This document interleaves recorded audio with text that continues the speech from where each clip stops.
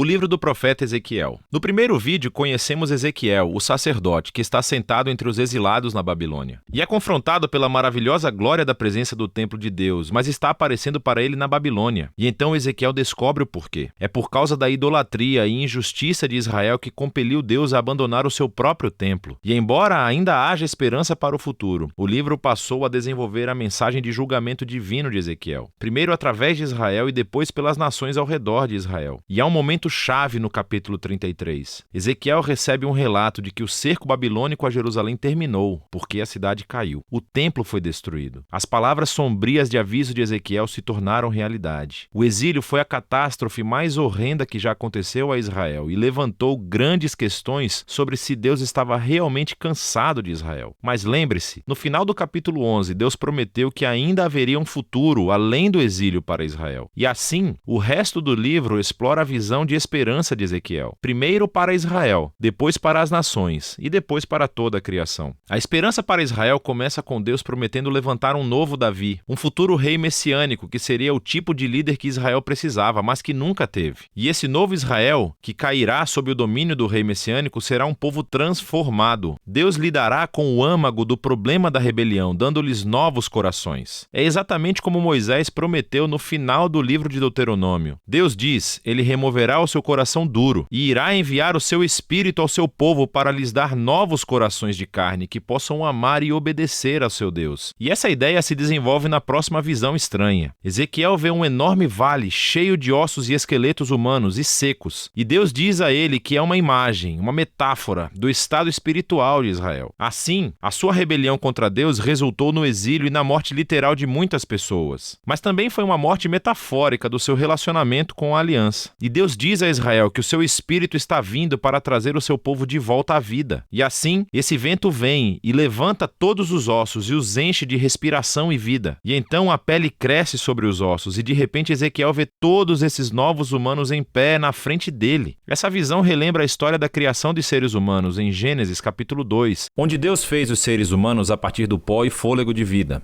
E assim, Israel e toda a humanidade se rebelaram, resultando em morte. A única esperança é que Deus realize um novo ato de criação e crie novamente os humanos de tal maneira que eles possam verdadeiramente viver em um relacionamento de amor com Deus e uns com os outros. E assim, depois que Deus lida com o mal que está nos corações do seu próprio povo, algumas questões ainda permanecem sem solução. O que fazer com o mal que ainda está desenfreado entre as nações? E o que fazer com o futuro da morada de Deus no templo? E isso é o que as duas sessões finais do livro esclarecem. Primeiro vem os capítulos 38 e 39, e eles prometem a derrota final do mal entre as nações, que é personificado por um governante chamado Gog, da terra de Magog. Esse nome é derivado de uma genealogia de antigos reinos e terras do capítulo 10 de Gênesis e se refere a nações poderosas do passado distante. E assim, Ezequiel pega esse antigo nome bíblico como uma imagem de todo e qualquer reino violento. E descobrimos que Deus se alia às 7 nações que vêm dos 4 cantos do mundo, o que claramente é uma imagem representando todas as nações. E isso também nos ajuda a entender por que Ezequiel descreve Gog com imagens que ele usou anteriormente no livro para descrever o rei de Tiro e o rei do Egito, o faraó. Para Ezequiel, Gog é uma amálgama das piores e mais violentas pessoas da Bíblia. Gog é o arquétipo da rebelião humana contra Deus. A história básica nesses capítulos é que Gog resiste ao plano de Deus para restaurar o seu povo. E assim como o faraó na história do Êxodo, Gog vem para destruir o povo. Mas Deus liberta a sua justiça em Gog e há uma enxurrada de cenas que não fazem muito sentido literário se você as ler em sequência. Porque primeiro, Gog e seus exércitos são consumidos por um tremor de terra. Mas então eles são consumidos por fogo em 2 momentos diferentes. E depois disso, Deus vem e ataca Gog e o seu exército nos campos onde eles ficam por meses. É claro que essas cenas estão cheias de símbolos e imagens. Ezequiel retirou toda a sua ferramenta poética aqui para descrever como Deus está determinado a finalmente derrotar o mal humano que arruinou o seu mundo. E é para que ele possa preparar o caminho para uma nova criação. E assim, uma vez que o mal é finalmente resolvido entre as nações, a última seção do livro descreve como a presença de Deus um dia retornará ao seu povo e o seu templo para trazer a restauração cósmica. E então Ezequiel tem uma visão longa e elaborada de um novo templo e uma nova cidade. Ele recebeu esse guia turístico celestial que mostra a complexidade do novo templo e é muito maior e mais majestoso do que o templo de Salomão. Há um novo altar, novos sacerdotes, todo um novo sistema de adoração. E depois dessa tour elaborada, a carruagem gloriosa do trono de Deus que ele viu na sua primeira visão volta e entra no templo. O significado dessas visões do templo tem sido uma fonte de debates desde muito tempo. Alguns leitores cristãos e judeus acreditam que essa visão um dia será cumprida literalmente e que esses capítulos oferecem as plantas reais do novo templo que será construído quando o Messias retornar e trouxer o reino de Deus. Mas muitos outros leitores judeus e cristãos pensam que essa visão, como todas as outras visões de Ezequiel, é cheia de simbolismos e elas descrevem a realidade da presença de Deus retornando ao seu povo no reino messiânico, mas não necessariamente da forma de um edifício. Qualquer que seja o ponto de vista, o importante é o fato de que Ezequiel nunca chama a cidade de Jerusalém. E os capítulos 47 e 48 nos mostram por quê.